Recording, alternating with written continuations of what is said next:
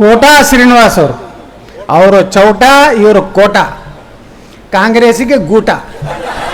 ಮತ್ತು ನಾವು 5 ಗ್ಯಾರಂಟಿ ಕೊಟ್ಟಿವಿ, 5 ಗ್ಯಾರಂಟಿ ಕೊಟ್ಟು 5 ಗ್ಯಾರಂಟಿ.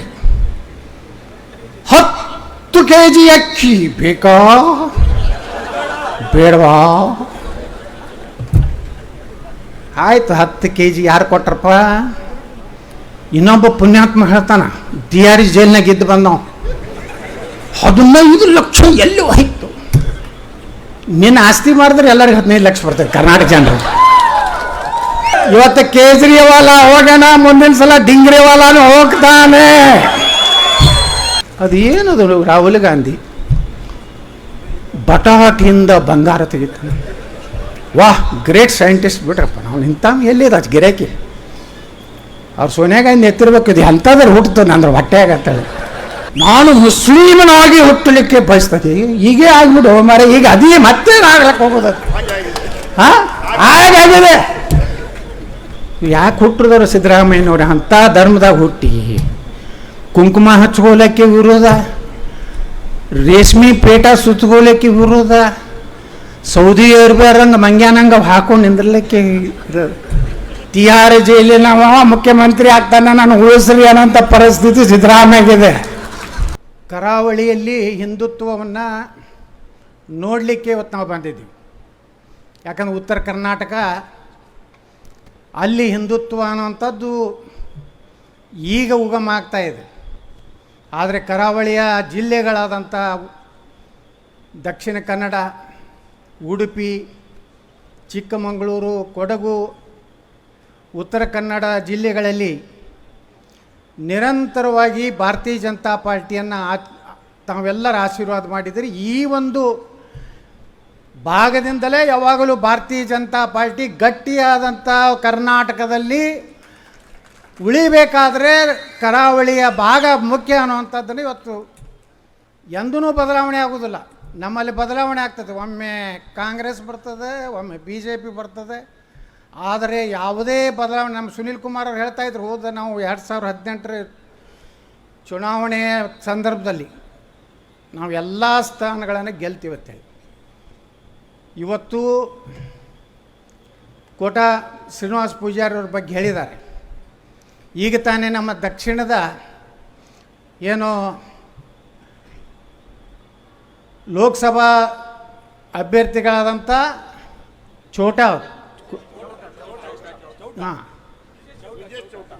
ಬ್ರಿಜೇಶ್ ಚೌಟಾ ಅವರು ಮಂಗಳೂರಿನ ಅಭ್ಯರ್ಥಿಗಳು. ಇಲ್ಲಿ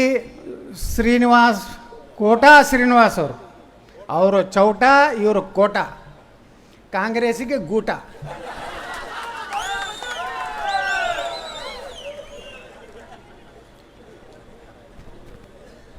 ಬಂಧುಗಳೇ, ಈಗಾಗಲೇ ಅನೇಕ ಹಿರಿಯರು ಮಾತನಾಡಿದ್ದಾರೆ. ಇದು 2024 ಚುನಾವಣೆ, ಇದು ನರೇಂದ್ರ ಮೋದಿಯವರ ಚುನಾವಣೆ ಅಲ್ಲ. ಇದು ಯಾವುದೇ ಒಬ್ಬ ಲೋಕಸಭಾ ಅಭ್ಯರ್ಥಿಗಳ ಚುನಾವಣೆ ಅಲ್ಲ. ನಮ್ಮ ಭಾರತವನ್ನು, ನಮ್ಮ ಸನಾತನ ಧರ್ಮವನ್ನು ನಾವು ಉಳಿಸೋಲಿಕ್ಕಾಗಿ ನಮ್ಮ ಚುನಾವಣೆ ಅನ್ನುವಂಥದ್ದನ್ನು ಇವತ್ತು ದೇಶದ ಜನ ನಿರ್ಣಯ ಮಾಡಿದ್ದಾರೆ. ಸಾಮಾನ್ಯ ಜನರಿಗೆ ಈ ಚಾನಲ್ದವರು ಇಂಟರ್ವ್ಯೂ ತೊಗೊಂಡಾಗ ಅವರು 50-50 ತೊಗೋತಾರೆ. ಅರ್ಧ ಕಾಂಗ್ರೆಸ್ಸಿನ ತೊಗೋಲಿಕ್ಕೆ ಬೇಕು, ಇಲ್ಲಕಂದ್ರೆ ಅವ್ರ ಕಡೆಯಿಂದ ಅವ್ರ ಎಡಿಟರ್ಗೆ ಫೋನ್ ಹೋಗ್ತದೆ, ಏನು ಒಂದೇ ಸೈಡ್ ಮಾಡ್ತಾ ಇದ್ದೀರಲ್ಲ ನೀವು? ಇಲ್ಲ ಸರ್, ಈ ಸಾಯಂಕಾಲ ನೋಡಿ ನಿಮ್ಮದು ಚೆನ್ನಾಗಿ ಬರ್ತದೆ ಅಂತ ಹೇಳ್ತಾರೆ. ಅಲ್ಲಿ ಏನು ಹೇಳ್ತಾರೆ ಜನ, ಅವ್ರು ಏನು ಅಭಿಪ್ರಾಯ? ಪಾಪ ಒಬ್ಬ ಕಾಯಿಪಲ್ಯ ಮಾರೋ ಹೆಣ್ಮಗಳಿರ್ಬೋದು, ಒಬ್ಬ ಸಾಮಾನ್ಯ ಮಹಿಳೆ ಇರ್ಬೋದು, ಒಬ್ಬ ಗೃಹಿಣಿ ಇರ್ಬೋದು, ಒಬ್ಬ ವಯೋವೃದ್ಧ ರೈತ ಇರ್ಬೋದು. ಯಾರಿಗೆ ನಿಮ್ಮ ಓಟು? ನಾವು ನರೇಂದ್ರ ಮೋದಿಗೆ ಓಟ್ ಹಾಕ್ತೀವಿ. ಯಾಕೆ? ದೇಶ ಸುರಕ್ಷಿತ ಇದೆ, ಅವ್ರು ಏನು ಹೇಳಿದ್ರು ಎಲ್ಲ ಮಾಡಿದ್ದಾರೆ, ಅದಕ್ಕೆ ನಾವು ನರೇಂದ್ರ ಮೋದಿ. ಜನಸಾಮಾನ್ಯರಲ್ಲಿ ಬಲ್ಲಿ ಸಹ ಈ ದೇಶದಲ್ಲಿ ಒಂದು ವಿಶ್ವಾಸ, 10 ವರ್ಷದಲ್ಲಿ ಏನು ಮಾಡಿದ್ದಾರೆ ಅಂತ ಕೇಳ್ತಾರೆ ನಮ್ಮ ಕಾಂಗ್ರೆಸ್ನವ್ರು. ಇವರು 50 ವರ್ಷ ಏನು ಮಾಡಿದ್ರು? ಈಗಾಗಲೇ ನಮ್ಮ ಸಿಟಿ ರವಿ ಹೇಳಿದ್ರೆ ಎಷ್ಟು A to Z ಸ್ಕ್ಯಾಮ್ಗಳು ಇವ್ರ ಕಾಲದಾಗೆ. ಮತ್ತು ನಾವು 5 ಗ್ಯಾರಂಟಿ ಕೊಟ್ಟಿವಿ, 5 ಗ್ಯಾರಂಟಿ 10 10 kg ಅಕ್ಕಿ ಬೇಕಾ ಬೇಡವಾ? ಆಯ್ತು, 10 kg ಯಾರು ಕೊಟ್ರಪ್ಪ? 5 kg ನಮ್ಮದೇ ಬರ್ತೈತಿ. ಸಿದ್ದರಾಮಯ್ಯನವ್ರು ಹೇಳ್ತಾರೆ, ನಾನು ಹೇಳಿದೆ ವಿಧಾನಸಭೆ ಒಳಗೆ, ಎಲ್ಲಿದೆ ನನ್ನ 10 kg? ನುಡಿದಂತೆ ನಡೆದಿದ್ದೇವೆ, ನಡೆಯುತ್ತೇವೆ, ಮುಂದೇನು ನಡೆಯುತ್ತೆ. ಎಲ್ಲಿ ನಡೆದೀವಿ ಮಾರ್ಯಾಯ? 10 kg ಅಂದ್ರೆ 5 kg ರೊಕ್ಕ ಕೊಡ್ಲಾಕತ್ತಿ. ಹಾಂ, ಅದು ಸರಿಯಾಗಿಲ್ಲ. ಇನ್ನೊಬ್ಬ ಪುಣ್ಯಾತ್ಮ ಹೇಳ್ತಾನ, ದಿಯಾರಿ ಜೈಲ್ನಾಗ ಇದ್ದು ಬಂದವ, 15 ಲಕ್ಷ ಎಲ್ಲಿ ಹೋಯ್ತು? ನಿನ್ನ ಆಸ್ತಿ ಮಾರಿದ್ರೆ ಎಲ್ಲರಿಗೆ 15 ಲಕ್ಷ ಬರ್ತದೆ ಕರ್ನಾಟಕ ಜನರಿಗೆ. ಎಷ್ಟು ಆಸ್ತಿ ಅದು? ಮನೆ ಕನಕಪುರ ಲೋಕಸಭಾ ಅಭ್ಯರ್ಥಿಗಳು 5 ವರ್ಷನಾಗ 249 ಕೋಟಿ ವೃದ್ಧಿ. ಇದು ಲೀಗಲಿ. ಇನ್ನೇನು ಯಾವ್ಯಾವ ಅಮ್ಮನ ಹೆಸರಲ್ಲಿ ಯಾರ್ಯಾರ ಹೆಸರಲ್ಲಿ ಎಲ್ಲೆಲ್ಲ ಅದಾವು ಏನೋ ಗೊತ್ತಿಲ್ಲ. ಅವೆಲ್ಲ ಲೆಕ್ಕ ತೆಗೆದುಬಿಟ್ರೆ ಆ 15 ಲಕ್ಷ ನಮ್ಮ ಮೋದಿಯವ್ರು ಇಲ್ಲೇ ಹಂಚಿಬಿಡ್ಬೋದು. ಅವ್ರನ್ನೆಲ್ಲ ಮಾಡ್ತಾರೆ. ಈ 10 ವರ್ಷ ಇದೇನತ್ತಾರಲ್ಲ, ಅದೇನೋ ಟ್ರೈಲ್ ಏನು, ಹಾಂ, ಏಟೋ ಟ್ರೇಲರ್ ಹೇ. ಇದು 10 ವರ್ಷ ಓನ್ಲಿ ಟ್ರೇಲರ್. ಮುಂದಿನ 5 ವರ್ಷ ಫುಲ್ ಪಿಕ್ಚರ್ ಹೇ. ಯಾವ ನನ್ನ ಮಗ ಯಾವ ಪಾರ್ಟಿಯಾಗೂ ಭ್ರಷ್ಟನ ಯಾರು ಮುಂದಿನ ಸಲ ಉಳಿಸ್ಲಿಕ್ಕಾಗೋದಿಲ್ಲ. ಇವತ್ತು ಕೇಜ್ರಿವಾಲ ಹೋಗೋಣ, ಮುಂದಿನ ಸಲ ಡಿಂಗ್ರಿವಾಲಾನು ಹೋಗ್ತಾನೆ. ನಾವೆಲ್ಲರೇ ರಕ್ಷಣೆ ಪಡೆದಿದ್ದು ಇವತ್ತು ಯಾರ ಮೂರ್ಖರು ತಿಳ್ಕೊಂಡಿದ್ರೆ ನರೇಂದ್ರ ಮೋದಿ ಯಾರಪ್ಪಗೂ ಬಿಡೋದಿಲ್ಲ. ದೇಶ ಉಳಿದ್ರೆ ನಾವು ಉಳಿತೀವಿ, ಹಿಂದುತ್ವ ಉಳಿತದೆ. ಅಯೋಧ್ಯ ರಾಮ ಮಂದಿರ ಯಾರ ಕನಸು ಮನಸ್ಸು ನಾವೇ ಹೋಗಿದ್ದೆ. 94ರಲ್ಲಿ ನಾನು ಅಯೋಧ್ಯಕ್ಕೆ ಹೋಗಿದ್ದೆ, ಕಾಶ್ಮೀರಕ್ಕೆ ಹೋಗಿದ್ದೆ. ನಾನು ನಿನ್ನೆ ಮೊನ್ನೆ ಬಂದು ಚಾಲ್ ಹಾಕ್ಕೊಂಡು ನಿಂತು ಗಿರೇಕೆ ಅಲ್ಲ. ನಾವು ಹೋರಾಟ ಮಾಡೀವಿ, ನಾವು ಸೈಕಲ್ ಮ್ಯಾಗನೇ ಪಕ್ಷ ಕಟ್ಟೀವಿ. ಸುನೀಲ್ ಕುಮಾರ್ ಅವರೇ, ಅವಾಗೇನು ಹೆಲಿಕಾಪ್ಟರ್ ಇರಲಿಲ್ಲ, ಚಲೋ ಅಂಬಾಸಡರ್ ಕಾರ್ ಇರಲಿಲ್ಲ, ಬಾಡಿಗೆ ಕಾರ್ನಾಗೇ ಅಡ್ಡಾಡ್ತಿದ್ವಿ. ನಾವು ಕಟ್ಟೀವಿ, ನೀವು ಕಟ್ಟಿ. ಏನು ಕಟ್ಟೀರಿ ಅಂದ್ರೆ ಈ ದೇಶಕ್ಕೆ ತ್ಯಾಗ ಮಾಡಿದಂಥ ಅಟಲ್ ಬಿಹಾರಿ ವಾಜಪೇಯಿ, ಲಾಲ್ ಕೃಷ್ಣ ಅದ್ವಾನಿ ಏನೂ ಕಟ್ಟಲಿಲ್ಲ. ಪಂಡಿತ್ ದೀನ ದಯಾಳ್ ಉಪಾಧ್ಯಾಯರು ಒಂದು ರೈಲ್ವೆ ಸ್ಟೇಷನ್ದಲ್ಲಿ ಕೊಲೆಯಾಗಿ ಬಿದ್ದರಲ್ಲ, ಅವ್ರ ಪಕ್ಷ ಕಟ್ಟಲಿಲ್ಲ. ಏಕ ದೇಶ ಮೇನ್ ದೋ ನಿಶಾನ್ ದೋ ಸಂವಿಧಾನ್ ನಹೀ ಚಲೇಗಾ ನಹೀ ಚಲೇಗಾ ಅನ್ನಂಥ ಡಾಕ್ಟರ್ ಶ್ಯಾಮ್ ಪ್ರಸಾದ್ ಮುಖರ್ಜಿಯವರು ಭಾರತೀಯ ಜನಸಂಘ, ಭಾರತೀಯ ಜನತಾ ಪಾರ್ಟಿ ಕಟ್ಟಲಿಲ್ಲ. ಬಂಧುಗಳೇ, ನಾವ್ಯಾರು ಕಟ್ಟದವರಲ್ಲ, ಕಿಸದವರಲ್ಲ. ನಾವೆಲ್ಲ ಫಾಯ್ದೆ ತಿಂದವ್ರು. MLA ಆಗಿವಿಲ್ಲ, MP ಆಗಿವಿಲ್ಲ, ಕೇಂದ್ರ ಮಂತ್ರಿ ಆಗಿವಿಲ್ಲ, ಮತ್ತೀಗ ಜನ MLA ಮಾಡ್ಯಾರಿಲ್ಲ. ಇಟ್ಟೆಲ್ಲ ತಿಂದ ಮ್ಯಾಗೂ ನಾನೇ ನಾನೇ ನಾನೇ ಅನ್ನೋಂಥವ್ರದ್ದು ಒಂದು ಕಾಲ ಬರ್ತದೆ. ಸಾಮಾನ್ಯ ಕಾಲ ನೋಡ್ರಿ, ಇವತ್ತು ಕರ್ನಾಟಕದಾಗ ಜಗಳ ಎದುರಿಸಲು ಜಗಳ. ನನ್ನ ಮಗನಿಗೆ ಟಿಕೆಟ್ ಕೊಳ್ಳೋದು ತೀವ್ರ ಖಂಡಿಸುತ್ತೇನೆ, ಉಗ್ರವಾಗಿ ಖಂಡಿಸುತ್ತೇನೆ. ನನ್ನ ತಂಗಿಗೆ ಕೊಡಲಿಲ್ಲ, ನನ್ನ ಹಳೆಯಾಗೆ ಕೊಡಲಿಲ್ಲ, ನನ್ನ ಅಣ್ಣನ ಮಗ ಕೊಡಲಿಲ್ಲ. ಏನೇನು ನೀ ಒಂದು MLA ಆಗ್ತಿದ್ವಿ ಮೊದಲ, ನೀನು ಸೊಂಡಿ ನೋಡ್ಕೋ. ಪುಣ್ಯಾತ್ಮರು ಯಾರ್ಯಾರು ತಪಸ್ಸು ಮಾಡಿ ಕಾರ್ಯಕರ್ತರು ಈ ಪಕ್ಷ ಕಟ್ಟರು, ದುಡಿದ್ರು. ಎಷ್ಟೋ ಕಾರ್ಯಕರ್ತರು BJP ಇಷ್ಟು ಅಧಿಕಾರಕ್ಕೆ ಬಂದರು, ಅದರ ಸುಖ ಅನುಭವಿಸಲಿಲ್ಲ. ಅದರ ಒಂದು ಅಧಿಕಾರದ ಒಂದು ಸ್ಥಾನನೂ ಅಂಥವ್ರಿಗೆ ಸಿಗಲಿಲ್ಲ. ಆದರೂ ಸಹ ಅಂಥ ಕಾರ್ಯಕರ್ತರು ಹಿಂದುತ್ವ ಸಲುವಾಗಿ, ಭಾರತದ ಸಲುವಾಗಿ, ರಾಮ ಮಂದಿರ ನಿರ್ಮಾಣ ಸಲುವಾಗಿ, ಕಾಶ್ಮೀರದ 370ನೇ ವಿಧಿ ಹೋಗ್ಬೇಕಂತೇಳಿ ಇಡೀ ಜೀವನವನ್ನು ಇವತ್ತು ಕೊಟ್ಟು ಈ ಪಕ್ಷ ಕಟ್ಟಿದ್ದಾರೆ. ಪ್ರಧಾನಮಂತ್ರಿಗಳು ಹೇಳ್ತಾರೆ, ವಂಶವಾದ, ಭ್ರಷ್ಟಾಚಾರ, ಅಡ್ಜಸ್ಟ್ಮೆಂಟ್ ಇನ್ಮ್ಯಾಗ ನಡೆದಿಲ್ಲ. ಇದು ಪೂರ್ತಿ ಸಮಾಪ್ತಿ ಆಗಬೇಕಾದ್ರೆ 2024ಕ್ಕೆ ಮತ್ತೆ ನರೇಂದ್ರ ಮೋದಿಯವರು ಆರಿಸಿ ಬರಬೇಕು ಅಂದಾಗ ಇವೆಲ್ಲ ಹೋಗ್ತವೆ. ಅದು ಏನದು ರಾಹುಲ್ ಗಾಂಧಿ ಬಟಾಟಿಯಿಂದ ಬಂಗಾರ ತೆಗಿತಾನೆ. ವಾಹ್, ಗ್ರೇಟ್ ಸೈಂಟಿಸ್ಟ್ ಬಿಡ್ರಪ್ಪ. ನಾವು ನಿಂತಾಮ ಎಲ್ಲಿದೆ ಅದು ಗಿರಾಕಿ. ಅವ್ರು ಸೋನಿಯಾ ಗಾಂಧಿ ಎತ್ತಿರ್ಬೇಕು, ಇದು ಎಂಥದ್ರ ಹುಟ್ಟುತ್ತೆ ಅಂದ್ರೆ ಹೊಟ್ಟೆ ಆಗತ್ತೇಳಿ. ಒರಿಜಿನಲ್ ಇಲ್ಲಲ್ಲ, ಏನು ಮಾಡೋದು? ಒರಿಜಿನಲ್ ಯಾವುದಕ್ಕೆ ಒರಿಜಿನಲ್ ಇಲ್ಲೇ ಇಲ್ಲ. ಹಿಂದೂ ದೇವಸ್ಥಾನದಾಗ ಹೋದಾಗ ಜನಿವಾರ ಹಾಕೋತಾನೆ, ಚರ್ಚಿಗೆ ಹೋದಾಗ ಸಿಲಿಬಿ ಹಾಕೋತಾನೆ, ಅಲ್ಲಿ ಹೋದ್ರಂತ ನಿಮ್ಗೆ ಗುರ್ತದಲ್ಲ ಏನು ಹಾಕೋತಾಳೆ. ನಮ್ಮ ಕರ್ನಾಟಕದ ಮುಖ್ಯಮಂತ್ರಿ ಶ್ರೀ ಸಿದ್ದರಾಮಯ್ಯನವರು ಮೊನ್ನೆ ಹೇಳಿದ್ರು, ಮುಂದಿನ ಜನ್ಮ ಏನಾದರೂ ನನಗೆ ಇದ್ದರೆ, ದೇವ್ರಿಗೇನು ತಲೆ ಕೆಟ್ಟೈತಲ್ಲ ಮುಂದಿನ ಜನ್ಮ ಏನು? ಹಾಂ, ದೇವ್ರಿಗೇನು ತಲೆ ಕೆಟ್ಟಲ್ಲ. ನಾನು ಮುಸ್ಲಿಮನಾಗಿ ಹುಟ್ಟಲಿಕ್ಕೆ ಬಯಸ್ತದೆ. ಹೀಗೆ ಆಗಿಬಿಡು ಮರ, ಈಗ ಅದೇ ಮತ್ತೇನು ಆಗ್ಲಕ್ಕೆ ಹೋಗೋದು? ಹಾಂ, ಹಾಗಾಗಿದೆ. ಅರೇ ಎಂಥ ಪವಿತ್ರ ಕುಲ ಅದು. ಸಂಗೊಳ್ಳಿ ರಾಯಣ್ಣ, ರಾಜಮಾತಾ ಅಹಿಲ್ಯಾಬಾಯಿ ಹೋಳ್ಕರ್ ಭಾರತದ 3 ದೇವಸ್ಥಾನಗಳನ್ನು ಜೀರ್ಣೋದ್ಧಾರ ಮಾಡಿದ ಮಹಾತಾಯಿ ಹಾಲಮತದ ಹೆಣ್ಣುಮಗಳು.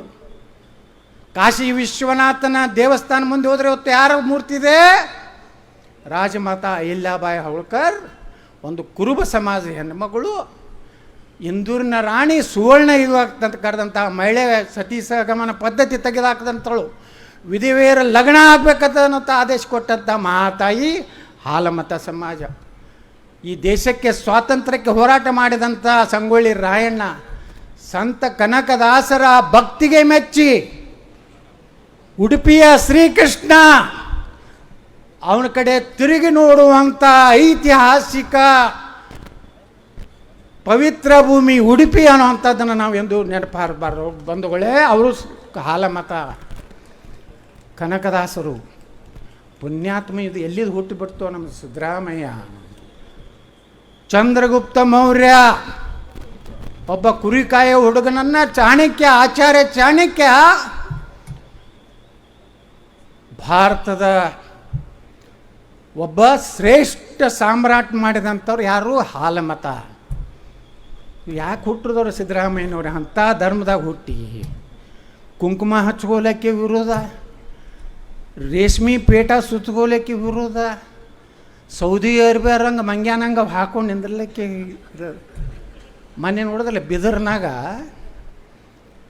ಅಲ್ಲಿ ಖಂಡ್ರೆ ಅಖಿಲ ಭಾರತ ವೀರಶೈವ ಮಹಾಸಭಾ, ಇದು 3 ಮಂದಿ ಕಂಪ್ನಿ ಐತಿದು. ಇಲ್ಲಿ ಶಾಮನೂರು, ಅಲ್ಲಿ ಖಂಡ್ರೆ. ಸಿದ್ದರಾಮಯ್ಯನವ್ರಿಗೆ ಒಂದು ಸನ್ಮಾನ ಮಾಡಿದ್ರು. ಏನಂದರೆ ವಿಶ್ವಗುರು ಬಸವಣ್ಣನವ್ರನ್ನ ಏನು ಮಾಡಿದ್ರು? ಕರ್ನಾಟಕದ ರಾಯಭಾರಿ. ಅವ್ರನ್ನ ಸನ್ಮಾನ ಹೆಂಗೆ ಮಾಡಿದ್ರು ಗುರ್ತದ? ನಮ್ಮ ಲಿಂಗಾಯತರು, ನಮ್ಮ ಉತ್ತರ ಕನ್ನಡ ಲಿಂಗಾಯತರನ್ನ ಹೆಂಗೆ ಕುಂಡ್ರಿಸ್ತಾರೆ ಅಂದ್ರೆ, ಸತ್ತ ಮೇಲೆ ಹಿಂಗೆ ಇವತ್ತು ಹೆಚ್ಚಿರ್ತಾರೆ, ಹಂಗೆ ಸಿದ್ದರಾಮಯ್ಯ ಕುಂಡ್ರಿಸಿ ಹೂವು ಹಾಕ್ಲಾಕತ್ತಿದ್ರು. ನಾಂದೇ ಸಿದ್ದರಾಮಯ್ಯವ್ರು ಎಂಥ ಪರಿಸ್ಥಿತಿ ಬಂತು, ನಿಮ್ಮ ಪಾರ್ಟಿಯವ್ರು ಹಿಂಗೆ ಮಾಡ್ಲಾಕತ್ತಾರ. ಈಗ ಅವ್ರು ಹೇಳಕತ್ತಾರ, ಮೈಸೂರು ಚಾಮರಾಜನಗರ ನನ್ನನ್ನು ನೀವು 60,000 ಲೀಡು ವರ್ಣಾದಾಗ ಕೊಡದಿದ್ರೆ ತಿಹಾರ್ ಜೈಲಿನ ಮುಖ್ಯಮಂತ್ರಿ ಆಗ್ತಾನೆ, ನಾನು ಉಳಿಸ್ರಿ ಅನ್ನೋಂಥ ಪರಿಸ್ಥಿತಿ ಸಿದ್ದರಾಮಯ್ಯಗಿದೆ. ಹೋಗ್ಯದ ಗ್ಯಾರಂಟಿ. ಈಗ ಸಿದ್ದರಾಮಯ್ಯ ಗ್ಯಾರಂಟಿ ಹೋಗ್ಯದ. ಮನೆ ಹೇಳೀನಿ ನಾನು, ವಿಧಾನಸಭೆಯಲ್ಲಿ ಹೇಳಿದೆ, ಸಿದ್ದರಾಮಣ್ಣ ನೀನು ಎಂದು ಇಳಿತಿ ಇದು ಸರ್ಕಾರ ಡಬಕ್ಕತ್ತು ಬೀಳ್ತದೆ. ಅದಕ್ಕೆ ಸಿದ್ದರಾಮಯ್ಯ ಎಟ್ಟು ನಗಬೇಕು, ಜೀವನದಾಗ ಎಟ್ಟು ನಕ್ಕಿರ್ಕಿಲ್ಲ. ಆ ರಾವಣ ನಕ್ಕಂಗೆ ಆಯ್ತದೆ. ಏನು ರಾವಣ ಯಾರು? ಎತ್ನಾಡ್ರು ಸುಮ್ಮನೆ ನಿಮ್ಮ ಪಂಪ್ ಹೊಡೆದಲ್ಲ, ಆದಟ್ಟು ಜಲ್ದಿ ಡಮ್ ಅಲ್ಲ ಅಂತೇಳಿ ಹೊಡೆದಿತ್ತು. ಏನು ಸಿದ್ಧಾಂತ ಇದೆ ರೀ ಇವರಿಗೆ? ಹಿಂದೂಗಳನ್ನು ವಿರೋಧ ಮಾಡೋದೇ ಸಿದ್ಧಾಂತ. ಜಾತ್ಯತೀತದ ಏನು ವರ್ಡಿಂಗು ನೋಡ್ರಿ. ದೇವೇಗೌಡರು, ನಾನು ಅಲ್ಲಿ ಇದ್ದೆ, ಅವ್ರ ಮನೆಗೆ ಹೋದಾಗ ಎಷ್ಟು ಸಲ ರಾಮನ ಹೆಸರು ತಗೋತಿದ್ರು. ಪ್ರತಿಯೊಂದು ಮಾತಿಗೆ ರಾಮ, ಅಯ್ಯೋ ರಾಮ. ಕಡೆಗೆ ಅಯೋಧ್ಯೆ ರಾಮ ಮಂದಿರದ ನಿರ್ಮಾಣ ಸಂದರ್ಭದಾಗ ರಾಮನ ದರ್ಶನ ಆಗೋ ಅವಕಾಶ ಈ ನರೇಂದ್ರ ಮೋದಿ ಅವ್ರಿಗೆ ಕೊಡಿಸಿದ್ರ ಇಲ್ಲೋ? ರಾಮ ಯಾರು ನೆನೆಸ್ಕೋತಾರೆ ಆ ರಾಮ ಪ್ರತ್ಯಕ್ಷ ಆಗ್ತಾನೆ. ಕೃಷ್ಣ ಯಾರು ನೆನೆಸ್ಕೋತಾರೆ ಕೃಷ್ಣ ಪ್ರತ್ಯಕ್ಷ ಆಗ್ತಾನೆ. ಬಂಧುಗಳೇ, ಇವತ್ತು ದೇಶ ಉಳಿಬೇಕಾಗಿದೆ. ನೋಡ್ರಿ ಎಂತಿಂಥ ಯೋಜನೆಗಳು ತೊಗೊಂಡು ಬಂದಾರ, ಅವೆಲ್ಲ ನಾ ಹೇಳ್ಕೊತ ಹೋಗೋದಿಲ್ಲ. ಅಗ್ನಿಪಥ್, ಈ ಅಗ್ನಿಪಥ್ ಎದಕ್ಕೆ ಮಾಡ್ಯಾರ ಗೊತ್ತೇನು? ಮುಂದೆ ಒಂದು ದಿವಸ ಹಿಂಗೆ ಬರ್ತೈತೆ ನಮ್ಮ ಹಳ್ಳಿಗಳಲ್ಲಿ, ನಮ್ಮ ನಗರಗಳಲ್ಲಿ ಈ ದೇಶದ್ರೋಹಿಗಳ ಒಂದೇನು ಟೀಮ್ ಇದಲ್ಲ, ಪಾಕಿಸ್ತಾನ ಪರವಾಗಿ ಘೋಷಣೆ ಕೊಡುವಂಥ ತಾಯಿಗಂಡರು ಸಂವಿಧಾನಾತ್ಮಕ ವರ್ಡ್ ಆಗಿದೆ ಮೊನ್ನೆ ಶಾಸನ ಸಭೆಯಲ್ಲಿ. ಮೊದಲು ಇರಲಿಲ್ಲ. ಅದಕ್ಕೆ ನಮ್ಮ ಸ್ಪೀಕರ್ ಹೇಳಿದ್ರು, ಏನು ಬೇಕಾದ ಹೊಡ್ರಿ, ಪಾಕಿಸ್ತಾನ ಪರವಾಗಿರೋ ಬೇಕಾದ ಬೈರಂದರು. ನಾನು ಸಿಕ್ಕಾಯಿತು, ಅದಕ್ಕೆಲ್ಲ ಹೊಡೆದು ಬಿಟ್ಟೆ. ರಿಜಿಸ್ಟರ್ ಆಯಿತು ಸಂವಿಧಾನದಲ್ಲಿ. ನಾಳೆ ಪೇಪರ್ನ ಮತ್ತೆ ನಾಳೆಗೆ ಅರಿಬಿಟ್ಟು ನಾಳೆ ಬರೀತಕ್ಕದ್ದಲ್ಲ. ಯಾಕಂದ್ರೆ ಅಲ್ಲಿ ಸ್ಪೀಕರ್ಗೆ ಅಪಮಾನ ಆಗ್ತದೆ. ನಾನು ನೋಟಿಸು ಕೊಡೋದಲ್ಲ, ಏನು ಗಾಬರಿ ಆಗಬೇಡ್ರಿ ಬಂಧುಗಳೇ. ಪಾಕಿಸ್ತಾನದ ಪರವಾಗಿ ಘೋಷಣೆ ಕೊಡ್ತಾರೆ. ಈ ಕಾಂಗ್ರೆಸ್ ಬಂದ ಮ್ಯಾಗೆ ಪಾಕಿಸ್ತಾನ ಧ್ವಜ ಹಾರ್ತವೆ, ಅವ್ರ ಮ್ಯಾಗ ಏನೂ ಆ್ಯಕ್ಷನ್ ಆಗುವುದಿಲ್ಲ. ಯಾರು ಈ ರಾಜ್ಯಸಭೆ ಚುನಾವಣೆಯಲ್ಲಿ ಏನು ಪಾಕಿಸ್ತಾನ ಏನು ಸಂಬಂಧ ರೀ? ಅಲ್ಲಿ ತಿಲ್ಲಕ್ಕೆ ಕೂಳಿಲ್ಲ. ಪೆಟ್ರೋಲ್ 300 ರೂಪಾಯಿ ಆಗೈತಿ, ಹಾಲು 500 ರೂಪಾಯಿ ಆಗೈತಿ. ಈ ನನ್ನ ಮಕ್ಕಳು ಈ ದೇಶದ ಅನ್ನ ತಿಂದು ಆರಾಮ ಅದಾರ. ಮಕ್ಕಳು ಹೋಗ್ರಪ್ಪ ಮಕ್ಕಳ ಪಾಕಿಸ್ತಾನಕ್ಕೆ ತಿನ್ರಲ್ಲಿ, ಎಮ್ಮೆ ಹೆಂಡಿ ತಿನ್ಬೇಕಾಗ್ತೈತಿ ನಾವು.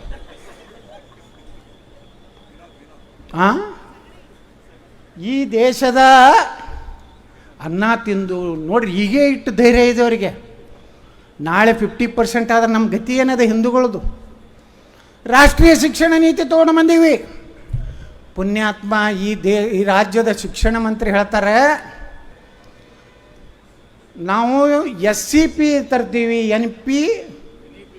NEP ಬೇಡ, SCP ತರ್ತೀನಂತ. ಏನದು? ನಾವೇನು ಹೇಳಿದೀವಿ? ರಾಷ್ಟ್ರೀಯ ಶಿಕ್ಷಣ ನೀತಿಯಲ್ಲಿ ಹೊಸ ವಿಚಾರಗಳನ್ನು, ಸಂಶೋಧನೆಗಳನ್ನು ನಮ್ಮ ಮಕ್ಕಳಿಗೆ ಕಲಿಸಬೇಕು. ಪೃಥ್ವಿರಾಜ್ ಚೌಹಾಣ್, ಮಹಾರಾಣಾ ಪ್ರತಾಪ್, ಅಹಿಲ್ಯಾಬಾಯಿ ಹೋಳ್ಕರ್, ಛತ್ರಪತಿ ಶಿವಾಜಿ ಮಹಾರಾಜರು, ಮಹಾತ್ಮ ಬಸವೇಶ್ವರ, ಸಂಗೊಳ್ಳಿ ರಾಯಣ್ಣ, ಇಲ್ಯಾರು ಕೋಟಿ ಚೆನ್ನಯ್ಯನವರು, ಇಲ್ಲೇ ಪಕ್ಕದ ಕೆಳದಿ ಚೆನ್ನಮ್ಮನವರು, ಇವ್ರ ಇತಿಹಾಸ ನಮಗೆ ಕಲಿಸ್ಬೇಕು. ನನ್ನ ಮಕ್ಕಳು ಮೊಘಲರ ಇತಿಹಾಸ ನಮಗೆ ಕಲಿಸ್ಬೇಕು. ಯಾರು ಈ ದೇಶಕ್ಕೆ ಲೂಟಿ ಮಾಡಲಿಕ್ಕೆ ಬಂದಂಥ ಮೊಘಲರ ಶಿಕ್ಷಣ ನೀತಿ ಬೇಕು. ಭಾರತಕ್ಕಾಗಿ ಸ್ವಾತಂತ್ರ್ಯ ವೀರ ಸಾವರ್ಕರ್, ಭಗತ್ ಸಿಂಗ್, ಚಂದ್ರಶೇಖರ್ ಆಜಾದ್, ನೇತಾಜಿ ಸುಭಾಷ್ ಚಂದ್ರ ಬೋಸ್, ಲಾಲಾ ಲಜಪತ್ ರಾಯ್, ಮದನ್ ಲಾಲ್ ಧಿಂಗ್ರಾ ಕಲಿಸ್ಬೇಕು. ಏನು ನೆಹರು ನಂತರ ರಾಜೀವ್, ನಡಬರ್ಕ ಸಂಜಯ. ನೋಡ್ರಿ, ದಲಿತರು BJP ಬಂದರೆ ಸಂವಿಧಾನ ಬದಲಾವಣೆ. ಯಾವ ಕಾಲಕ್ಕೂ ನಮ್ಮ ನರೇಂದ್ರ ಮೋದಿಯವರು ಭಾರತದ ಸಂವಿಧಾನ ಬದಲಾವಣೆ ಮಾಡುವಂಥ ಕೆಲಸ ಮಾಡಲಿಕ್ಕೆ ಸಾಧ್ಯ ಇಲ್ಲ. ಅದು ಏನಾದರೂ ಭ್ರಮೆ ಇವತ್ತು ರಾಜ್ಯದಲ್ಲಿ ಜನರ ಮುಂದೆ ಇಟ್ಟರೆ ತೆಗೆದಾಕ್ರಿ. ಇವತ್ತೇನಾದರೂ ಪಂಚತೀರ್ಥಗಳು, ಡಾಕ್ಟರ್ ಬಾಬಾ ಸಾಹೇಬ್ ಅಂಬೇಡ್ಕರ್ ಹುಟ್ಟಿದ್ದು, ಶಿಕ್ಷಣ ಕಲ್ತಿದ್ದು, ಅವರ 5 ಕ್ಷೇತ್ರಗಳನ್ನು ಇವತ್ತು ಪಂಚತೀರ್ಥ ಮಾಡಿದವರು ನಮ್ಮ ನರೇಂದ್ರ ಮೋದಿಯವರು. ಬಾಬಾ ಸಾಹೇಬ್ ಅಂಬೇಡ್ಕರ್ ಅವತ್ತು ಹೇಳಿದರು, ಭಾರತ ಪಾಕಿಸ್ತಾನ ವಿಭಜನೆ ಬೇಡ. ಒಂದು ವೇಳೆ ಭಾರತ ಪಾಕಿಸ್ತಾನ ವಿಭಜನೆ ಮಾಡೋದಾದರೆ ಇಲ್ಲಿರುವಂಥ ಎಲ್ಲ ಸಾಬ್ರನ್ನ ಕಡೆ ಕಳಿಸ್ರಿ, ಅಲ್ಲಿರುವಂಥ ಹಿಂದೂಗಳನ್ನು, ದಲಿತನ ಭಾರತ ತೊಗೊಂಡು ಬರ್ರಿ. ಭಾರತದಲ್ಲಿ ಇಸ್ಲಾಂ ಎಂದೂ ಸಹೋದರತ್ವ ಇಲ್ಲ. ಅವರು ಅಧ್ಯಯನ ಮಾಡಿದ್ರು, ಸಿಖ್ ಧರ್ಮ ಅಧ್ಯಯನ ಮಾಡಿದ್ರು, ಕ್ರಿಶ್ಚಿಯನ್ ಧರ್ಮ ಅಧ್ಯಯನ ಮಾಡಿದ್ರು, ಇಸ್ಲಾಂ ಧರ್ಮ ಅಧ್ಯಯನ ಮಾಡಿ ಭಾರತದ ಇನ್ನೊಂದು ಕೊನೆಗೆ ಹೇಳ್ತಾರೆ, ನಾಗ್ಪುರದಲ್ಲಿ ಭಾರತೀಯ ಸಂಸ್ಕೃತಿಯನ್ನು ಒಳಗೊಂಡಂಥ ಬೌದ್ಧ ಧರ್ಮ ಭಾರತದ ರಾಷ್ಟ್ರೀಯತೆಗೆ ಎಂದೂ ತೊಂದರೆ ಆಗಬಾರ್ದು ಅಂತೇಳಿ ಇವತ್ತು ನಾನು ಬೌದ್ಧ ಧರ್ಮವನ್ನು ಸ್ವೀಕಾರ ಮಾಡ್ತೀನಿ ಅಂದಂಥ ಪುಣ್ಯಾತ್ಮ ಡಾಕ್ಟರ್ ಬಾಬಾ ಸಾಹೇಬ್ ಅಂಬೇಡ್ಕರ್ ಅವ್ರಿಗೆ ದಿಲ್ಲಿಯಲ್ಲಿ ಅಂತ್ಯಕ್ರಿಯೆಗೆ ಒಂದು 10 ಫೀಟ್ ಜಾಗ ಕೊಡಲಿಲ್ಲ ಬಂಧುಗಳೇ. ನೆಹರುಗೆ 79 ಎಕರೆ, ಇಂದಿರಾ ಗಾಂಧಿಗೆ 54 ಎಕರೆ, ರಾಜೀವ್ ಗಾಂಧಿಗೆ 29 ಎಕರೆ.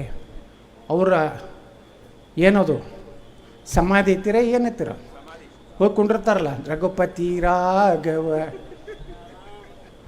ಅದನ್ನು ತಿದ್ದಿಬಿಟ್ರು. ಅಲ್ಲೋ ತೀರ ಎಲ್ಲಿ ಅಲ್ಲ ರೀ, ನಮ್ಮ ಒರಿಜಿನಲ್ ಹಾಡೇ ಬೇರೆ ಐತಿ, ಇವ್ರು ಬೇರೆನೇ ಕಟ್ಟಿದಾರ. ನಾವು ಹಿಂಗೆ ಮಾಡಿ ನಮ್ಮನ್ನೆಲ್ಲ ಏನು ಮಾಡಿಬಿಟ್ರಂದರೆ ಹಿಂದೂಗಳು ಇವತ್ತು ಸ್ವಾಭಿಮಾನದಿಂದ ಒಂದು ಭಾರತ ನಿರ್ಮಾಣ ಆಗಿದೆ. ಅದಕ್ಕಾಗಿ ಬಂಧುಗಳೇ, ಮುಂದಿನ ದಿವಸಗಳಲ್ಲಿ ನಾವೆಲ್ಲ ಮತದಾನ ಹೆಚ್ಚು ಮಾಡಬೇಕು. ಲೋಕಸಭೆ ಅಂದ್ಕೊಳ್ಳಿ ಮತದಾನ ಕಡಿಮೆ ಆಗ್ತದೆ. ಹೆಚ್ಚು ಹೆಚ್ಚು ಮತದಾರರು, ಇದು ನನ್ನ ಕೆಲಸ, ನನ್ನ ಧರ್ಮದ ಕೆಲಸ, ನನ್ನ ದೇವರ ಕೆಲಸ, ನನ್ನ ರಾಷ್ಟ್ರದ ಕೆಲಸ. ನರೇಂದ್ರ ಮೋದಿಯವರೇ ಮತ್ತೊಮ್ಮೆ ಪ್ರಧಾನಮಂತ್ರಿ ಆದರೆ ಭಾರತ ಉಳಿಲಿಕ್ಕೆ ಸಾಧ್ಯತೆ. ಕಾಂಗ್ರೆಸ್ ಏನಾರೇ ಬಂದರೆ ದೇಶ ನಾವು ಒಂದು ಮಾಡಿದ್ದೀವಿ. ಆರ್ಟಿಕಲ್ 370 ತೆಗೆದು ಏನಾರು ಒಂದರ ಗಲಾಟೆ ಇದೆಯಾ? ಅಲ್ಲಿ ಪಾಕ್ ಆಕ್ಯುಪೈಡ್ ಕಾಶ್ಮೀರ ಜನ ಹೇಳಕತ್ತಾರೆ, ಪಾಕಿಸ್ತಾನದ ಜನ ಹೇಳಕತ್ತಾರೆ, हमको नरेंद्र मोदी जैसा प्रधानमंत्री चाहिए, ये हरामखोर शरीफ नहीं चाहिए, ये हरामखोर भुट्टो नहीं चाहिए. ಅಲ್ಲಿ ಹೇಳ್ತಾರ, ಇಲ್ಲಿ ಹರಾಮ್ಖೋರ್ಗಳು हमको ಪಾಕಿಸ್ತಾನ್ चाहिए. ಪಾಕಿಸ್ತಾನ್ ಚಲೋ, ಗಡಿ ಒಳಗೆ ಬಿಟ್ಟು ಬರ್ತೀವಿ, ನಾವೇ ಕರ್ಕೊಂಡೋಗಿ ವಿಮಾನದಾಗಲ್ಲಿ ಬಸ್ನಾಗ ಕರ್ಕೊಂಡೋಗಿ ಹೋಗ್ರಪ್ಪ ಮಕ್ಕಳೇ, ಅಲ್ಲಿ ಹೋಗ್ತೀನಿ ರೀ. ಈ ರೀತಿ ಒಂದು ಸಂದರ್ಭದಲ್ಲಿ ಬಂಧುಗಳೇ, ಇವತ್ತು ಈ ಒಂದು ಜಿಲ್ಲೆಗೆ ನಮಗೆ ಬರುವಂಥ ಅವಕಾಶ ಕೊಟ್ಟ ನಮ್ಮ ಪಕ್ಷದ ಎಲ್ಲ ಹಿರಿಯ ಮುಖಂಡರಿಗೆ ತಮಗೆ ವಂದಿಸಿ, ನಾಳೆ ಚುನಾವಣೆ ದಿನಾಂಕ 26 26 ಮುಂಜಾನೆ 7 ಗಂಟೆಗೆ ಎಲ್ಲರೂ ನೀವು ಜಳಕ ಮಾಡ್ತಿರೋ ಬಿಡ್ತಿರೋ ಏನು ಮಾಡ್ತಿರೋ ಗೊತ್ತಿಲ್ಲ. ನೀವು ವಾಕಿಂಗ್ ಎಲ್ಲಿ ಹೋಗ್ಬೇಕಂದ್ರೆ ಪೋಲಿಂಗ್ ಬೂತ್ ಕಡೆ ಹೋಗ್ಬೇಕು. ನಾ ಬಿಜಾಪುರನಾಗ ಹಾಗೆ ಮಾಡ್ತೀನಿ. ನಮ್ಮ ಮಂದಿಗೆ ಹೇಳ್ತೀನಿ, ಯಾಕಂದ್ರೆ ನಂದು ಭಾಳ ವಿಚಿತ್ರ ಕ್ಷೇತ್ರ. 2,80,000 ಮತದಾರರು, 1,20,000 ಅವ್ರು ಅದಾರೆ. ನಮ್ಮವ್ರು ಎಷ್ಟು ಅದಾರ? 1,60,000. ಅದ್ರಾಗ 40% ದಲಿತರು ಅದಾರೆ. ನಾ ಅಂತಲ್ಲಿ ಆರಿಸಿ ಬರ್ತೀನಿ ಅಂದ್ರೆ ಹಗರ ಐತೇನ್ರಿ? ನಾ ಅಟ್ಟೆ ಹೇಳ್ತೇನೆ ನಮ್ಮ ಮಂದಿಗೆ, ನಾನು ಆರಿಸಿ ತರಲಿಲ್ಲ ಅಂದ್ರೆ ಪಾಕಿಸ್ತಾನ ಆಗ್ತದೆ ನೋಡಿರ್ತಾನೆ. ಮುಂಜಾನೆ 5ಕ್ಕೆ ಹೋಗಿ ವಾಕಿಂಗ್ ಬಿಟ್ಟು ಮುಂದೆ ಪೋಲಿಂಗ್ ಬೂತ್ ಮುಂದೆ 8ಕ್ಕೆ ನಿಂತಿರ್ತಾರೆ. ನಮ್ಮಲ್ಲಿ 6 ಗಂಟೆಗೆ ಪಾಳೆ ಎತ್ತಿರ್ತದೆ. ನಾವು ಮೊನ್ನೆ 7 ಗಂಟೆಗೆ ಹೋದರೆ ಜನ ಕಾಯ್ಕೊಂಡು ಎಷ್ಟು 1 ಕಿಲೋಮೀಟ್ರ್ ಏನು ಇಟ್ಟಿದ್ವಿ. ಹೌದು ರೀ, ನೀವು ಹೇಳಿರಲ್ಲ ಮೊನ್ನೆ, ನೀವು ಬರ್ಬೇಕ್ರಿ. ನೀವು ಮೊನ್ನೆ ಲೋಕಸಭಾಕ್ಕೆ ನನ್ನ ಹೆಸರು ಬಂದ್ರೆ ಬೆಳಗಾವಿಗೆ ನಿಲ್ರಿ, ಬಾಗಲಕೋಟೆ ನಂದು ನಾ ಒಲ್ಲೆಪ್ಪ ಅಂದೆ. ಯಾಕಂದ್ರೆ ನನಗೆ ನನ್ನ ಮಂದಿ ಹೇಳಕತ್ರು, ನಮ್ಮನ್ನೆಲ್ಲ ಅನಾಥ ಮಾಡಿ ಹೋಗ್ಬೇಕತ್ತೀರೇನು ರೀ, ನೀವು ಇಲ್ಲೇ ಇರಬೇಕಂತೇಳಿ ಅದನ್ನೇ ಮಾಡಿದ್ರು ನಮ್ಮವ್ರು. ಹೀಗಾಗಿ ಆ ಲೋಕಸಭೆ, ಯಾಕಂದ್ರೆ ಅಟಲ್ ಬಿಹಾರಿ ವಾಜಪೇಯಿ ಕಾಲದಲ್ಲೇ ಮಂತ್ರಿಯಾಗಿ ದಿಲ್ಲಿ 10 ವರ್ಷ ನೋಡಿ ಬಂದೀನಿ. ಈಗೇನು ಕುಸ್ತಿ ಹೊಡಿದು ಕರ್ನಾಟಕದಾಗೆ ಹೊಡಿತೀನಿ. ನಿಮ್ಮೆಲ್ಲರ ಆಶೀರ್ವಾದ ಇರಲಿ. ನೇರ, ದಿಟ್ಟ, ನಿರಂತರ, ಅವಿರತ ನಾ ಇರ್ತೀನಿ ಅಂತೇಳಿ ನಾನು ಮಾತು ಮುಗಿಸ್ತೀನಿ. ಜೈ ಹಿಂದ್, ಜೈ ಕರ್ನಾಟಕ.